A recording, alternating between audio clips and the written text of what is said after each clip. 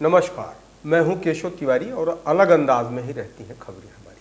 आखिरकार मैहर के विधायक नारायण त्रिपाठी की विंध्य के प्रति संजीदगी सामने आ ही गई।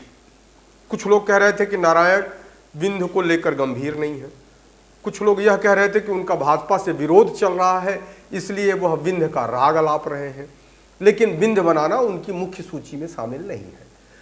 अगर नारायण त्रिपाठी के किरदार पर नजर डाली जाए तो एक बात बड़ी प्रमुखता से सामने आएगी कि नारायण संभावनाओं से परे हैं।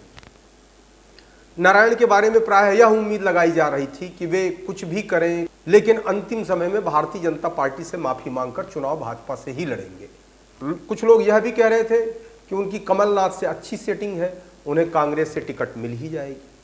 कुछ लोग इस बात का विरोध करने लगे कि नहीं, अजय सिंह राहुल के रहते नारायण त्रिपाठी को कांग्रेस से टिकट मिल ही नहीं सकती। कुछ लोग यह भी बोले कि नहीं, अब अजय सिंह राहुल से भी उनकी अच्छी सेटिंग हो चुकी है। कुछ लोग यह कहते हैं कि कमलनाथ के इशारे पर नारायण त्रिपाठी विंध्य का राग अलाप रहे हैं और अपने प्रत्याशी उतारकर भारतीय जनता पार्टी को कमजोर करेंगे और अप्रत्यक्ष रूप से कांग्रेस को मजबूत कर देंगे। ये राजनीति है, यहाँ जितने मुंह उतने तरीके की बातें आपको सुनने को मिल जाएंगी, क्योंकि राजनीति में हमेशा संभावनाओं का बाजार गर्म रहता है। नारायण त्रिपाठी प्रदेश के इकलौते ऐसे विधायक हैं जो हमेशा चर्चा में रहते हैं। विश्वास और दावे के साथ कह सकता हूं कि हम मध्य प्रदेश का पुनर्निर्माण कराएंगे और बहुत जल्दी 2 तारीख से 2 मई से बाबा बागेश्वर धाम महाराज की कथा चालू होगी, 7 मई को खत्म होगी। इसके बाद यह अभियान जिस तरह पहले हमारा चालू था, अब विंध्य की पार्टी का रजिस्ट्रेशन लगभग पूर्ण हो चुका है।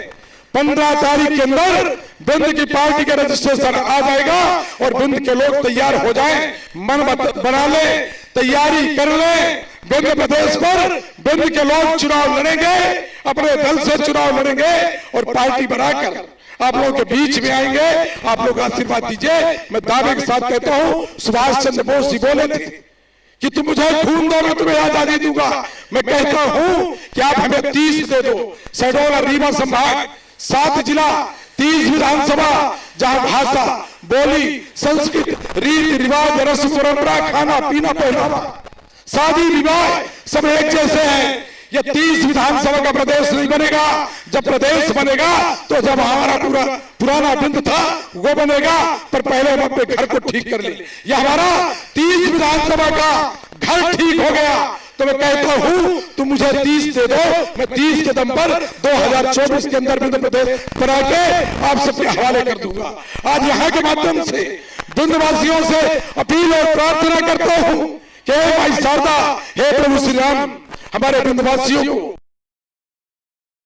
करने का विश्वास दिलाता हूं। यह लड़ाई हम अंतिम मुकाम तक ले जाएंगे और विंध्य प्रदेश का पुनर्निर्माण कराएंगे, जिससे हमारे बाल बच्चों का बेहतर भविष्य हो, हमारे यहाँ के युवाओं को रोजगार, नौकरी, चाकरी मिल सके। अब ये लड़ाई है, अब लड़ाई राजनीति की नहीं। मैं आप सबसे ज्यादा समय नहीं लूंगा, क्रिकेट भी चालू हो, मैं अपना प्रेजेंटेशन दे दिया और जब जहां जरूरत पड़ेगी वो प्रेजेंटेशन भी देंगे। मैहर जिला भी बनेगा, मैहर जिला भी बनाना पड़ेगा और विंध्य प्रदेश का भी पुनर्निर्माण होगा। इस मंच पर पिछले साल हमारे सुशील दोषी जी बैठे हैं, बंसल जी बैठे हैं। इस ग्राउंड में कम से कम 4 फीट मिट्टी निकलवाए थे जो चचरी के रूप में थी। यहाँ खिलाड़ी आते थे तो चुभती थी। 200-400 ट्रक मिट्टी यहाँ के निकलवाए, बाहर फेंके, 400-500 ट्रक मिट्टी यहाँ डलवाए। पिछले साल ये ग्राउंड बनाए और पिछले साल जब क्रिकेट हुआ तो हम ये बोले थे कि इस क्रिकेट में, इस पिच में 200 रन बनना चाहिए, तब लोगों को आनंद आएगा। चौका और छक्का लगना चाहिए। तो इस पिच में 199 रन बन चुके, एक पारी में 199 रन बन चुके, 15 ओवर में 185 रन। इस समय उनकी चर्चा विंध्य प्रीमियर लीग टूर्नामेंट के कारण भी है। इस समय उनकी चर्चा तुम हमें 30 सीट दे दो, हम तुम्हें विंध्य बनाकर दे देंगे, इस घोषणा के कारण भी है।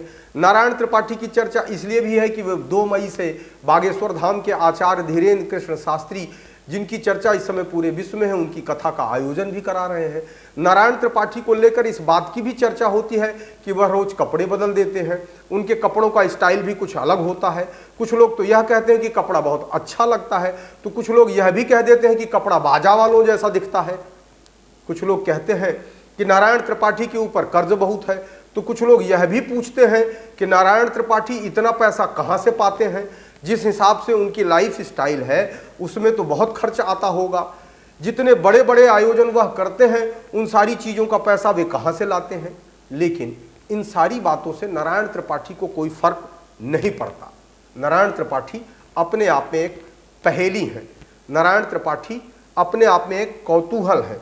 नारायण त्रिपाठी दुनिया का कोई आदमी कुछ भी कहे वह अपने अंदाज में ही जीते हैं। लेकिन नारायण त्रिपाठी की इस घोषणा से कि उनकी पार्टी विंध्य पार्टी बन चुकी है, हम पूरे सतना, हम रीवा और शहडोल संभाग में 30 सीटों पर चुनाव लड़ाएंगे और यदि जनता ने 30 सीटें जिता कर दे दी तो 2024 में विंध्य प्रदेश का निर्माण भी कर देंगे।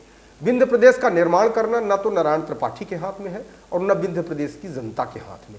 लेकिन इतना तो तय है कि यदि रीवा और शहडोल संभाग की 30 सीट वाकई में जीत ली, यहाँ की जनता 30 सीटें विंध्य पार्टी को देने पाई, तो केंद्र और राज्य की सत्ता के ऊपर एक बड़ा दबाव बन जाएगा। और वैसे भी अगर रीवा और शहडोल की 30 सीटें अगर यहाँ के लोग जिता कर दे देते हैं तो बिना नारायण त्रिपाठी के इशारे पर प्रदेश की सरकार भी नहीं बन पाएगी, क्योंकि इस बार का चुनाव बड़ा कसमकस का चुनाव है।